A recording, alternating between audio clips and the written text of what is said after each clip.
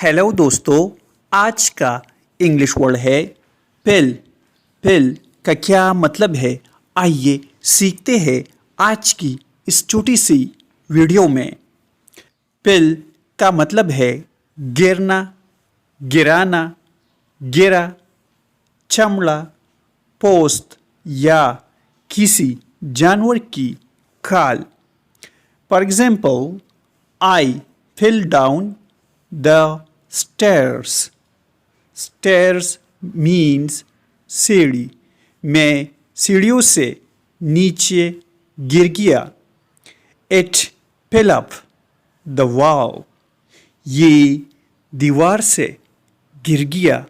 दोस्तों, चैनल को सब्सक्राइब करें और वीडियो को लाइक और शेयर ज़रूर करें।